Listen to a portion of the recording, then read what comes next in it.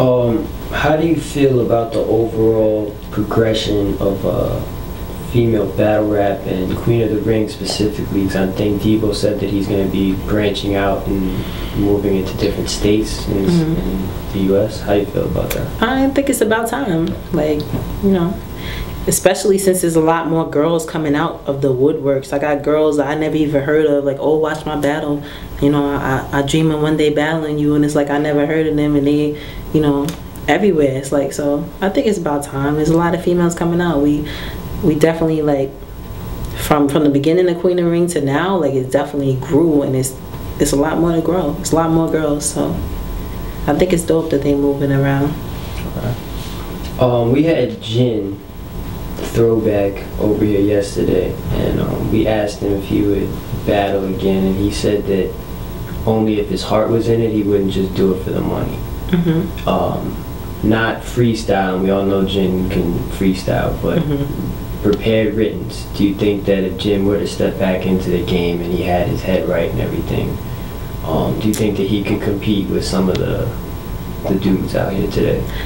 I think so. He would definitely have to get into the whole how we punch and how we set things up, like setups and schemes and metaphors. Like, that's my thing with people saying, oh, I'm coming back, like, even for females, but I'll get into that in a minute. Let me answer your question. But he would just have to brush up on that.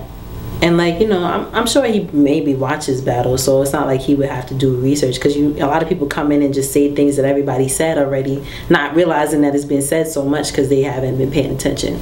But as long as he do those two things, I think he could take out a couple people. I don't put it past him. What were we about to say about female rappers coming back? That's the same thing about females to me. Like, I know there's a lot of veterans and pioneers. Like, people like, oh, you know, Lady Luck, Remy, they'll kill anybody in Queen of the Ring. You got to realize that there's been a lot of time since they done this shit. There's a lot of things that we do that they weren't doing then. Like, when you watch Lady Luck and Remy, they weren't punching, and, you know, they weren't punching in schemes and all that. There was none of that, because it wasn't really in people's mind yet. It was just, you know, simple metaphors and disrespectful shit. Now we got so much more advanced shit. Like, not to say that they can't do it, but it's not like they can just come in being who they were and kill us. Nah, it's not gonna work. It'll be very hard for them to do that. So they gotta adjust to the growth of it. So that's what I always say about people, like, you know, that haven't done it in a long time coming back. You gotta adjust to what we're doing. You gotta adjust to the growth. You gotta adjust to the crowd. It's a different crowd than it was then even. So, not to say they can't, but it's not easy. You can't just jump in. You end up like Cannabis reading your notebook.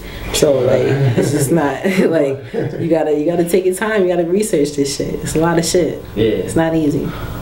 Alright, do you have any musical projects coming up that you want your fans to know about? Yeah. I'm dropping my mixtape October 15. It's gonna be called Made for TV. I finally picked a name. Made for TV. So it's a very special project, and I'm definitely looking forward to it. I should have a couple singles, maybe 1 or 2, and a couple videos before it drops. So I'm looking forward to it. My first project, putting a lot of effort into it. So where could fans get a copy? I'm not sure where I'm gonna drop it yet. I will be doing a couple blogs, so just pay attention to the blogs. I'm having a contest coming up as well after this World Domination 4 battle. So just pay attention to the blogs, my Twitter, on my Facebook, on YouTube. Just look out for it. Bonnie Godiva on all of them. If you go to YouTube, just type in Bonnie Godiva. But if you're on Twitter, Facebook, Instagram, just Bonnie Godiva, no spaces. Hit me up, follow me, just look out for it. What's the theme of the mixtape, like the type of music that you crafted? I don't really have a set. There's a lot of messages in it. It's a lot of relevant messages to now that I put in it. The theme overall of it is why I call it Made for TV. Is very structured around making that line between mainstream and like ready for TV and underground gritty type of life. So it's like my story of being in between the two, like it being well able to adjust between the two and be in both. So that's like kind of my message in it. But I do have a lot of, I'm very like politically aware. I'm very, you know, aware to what goes on to now that I put a lot of things like that, like, you know, the Trayvon case, like, you know, Fruitvale Station movie coming out, you know, things like this that I'm very pro-black. Let's say that. I'm very pro-black. So I put a lot of current things that matter to me, like, and to my future generations that I want to see. Like, I want that message out there. So there's a couple songs like that on it, but for the most part, it's more telling my story of being in between two worlds.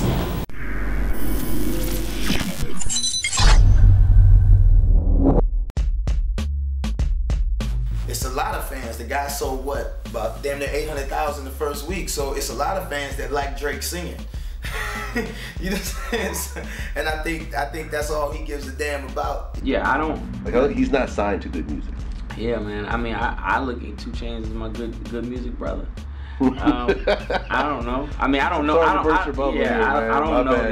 don't know the paperwork scenario of it, but I mean, we're all seasoned artists, man.